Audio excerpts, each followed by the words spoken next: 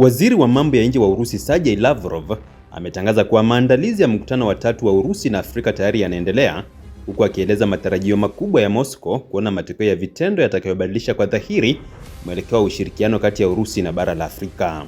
Kauli hiyo ilitolewa katika mkutano wa Urusi na Afrika ambao umeendelea kuwa jukwaa muhimu la kisiasa, kiuchumi na kihistoria katika mahusiano ya pande hizo mbili. Katika hotuba yake, Lavrov alitoa lawama kali dhidi ya historia ya ukoloni wa magharibi barani Afrika, akisema kuwa ukoloni wa kimagharibi uliharibu kabisa mwelekeo wa asili wa kihistoria wa maendeleo ya jamii za Afrika.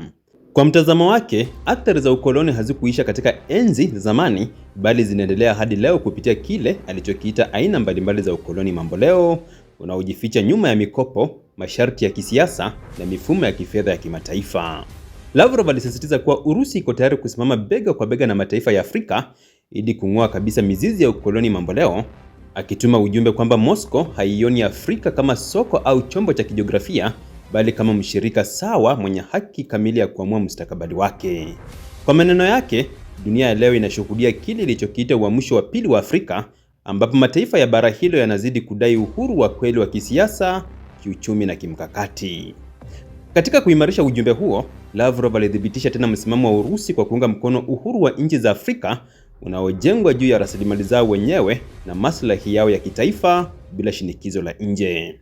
Alieleza kuwa ushirikiano wa Urusi na Afrika unalenga kujenga uwezo wa ndani wa mataifa ya Afrika badala ya kuyaweka katika utegemezi wa kudumu. Hatua za vitendo tayari zinaonekana. Lavrov alibainisha kuwa Urusi imefungua balozi mpya barani Afrika katika mwaka huu pekee, zikiwemo nchini Niger, Sierra Leone na Sudan Kusini, ishara inayodhihirisha dhamira ya Moscow ya kupanua uwepo wake wa kidiplomasia barani humo. Aidha, aliwakaribisha viongozi wa nchi za Afrika ambazo bado hazijafungua balozi zao mjini Moscow kufanya hivyo, akisisitiza kuwa Urusi iko tayari kutoa msaada wa aina yoyote ili kuimarisha mahusiano yao. Katika eneo la kiuchumi, Lavrov alielezea kwa fahari kubwa hatua kubwa inayopigwa katika kuachana na matumizi ya dola ya Marekani katika biashara kati ya Urusi na nchi za Afrika. Alisema kuwa kwa sasa takriban 84% ya miamala yote ya kibiashara kati ya Urusi na washirika wake wa Kiafrika inafanyika kwa kutumia rubo ya Urusi au sarafu za mataifa husika ya Afrika. Kwa mujibu wake, bado kuna nafasi kubwa ya kuongeza kiwango hicho, hatua ambayo inalenga kulinda uhuru wa kifedha wa pande zote dhidi ya shinikizo la mfumo wa kifedha ya kimagharibi.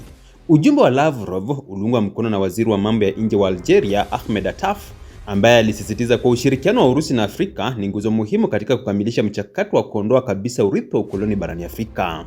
Attaf alipendekeza kuanzisha kwa siku ya kimataifa ya kupambana na ukoloni, akielezea ukoloni kama jambo la kuchukiza lisilo na nafasi katika dunia ya leo wala ya kesho. Kauli za viongozi hawa zinaashiria mabadiliko makubwa katika lugha na mwelekeo wa kidiplomasia ya Afrika, ambapo mataifa mengi yanazidi kujiweka mbali na mifumo ya zamani ya utegemezi na badala yake kutafuta ushirikiano unaozingatia heshima, usawa na maslahi ya pande zote mbili. Kwa Urusi, Afrika inaonekana kuwa mshirika wa kimkakati katika ujenzi wa dunia yenye mifumo mingi ya nguvu isiyotawaliwa na upande mmoja. Kwa jumla, tangazo la mkutano wa tatu wa Urusi na Afrika pamoja na kauli nzito dhidi ya ukoloni na matumizi ya dola linaashiria kuwa mahusiano haya yanaingia katika awamu mpya, awamu inayojikita si tu katika siasa na uchumi, bali pia katika mapambano ya kihistoria ya Afrika ya kudai nafasi yake kamili katika mfumo wa dunia.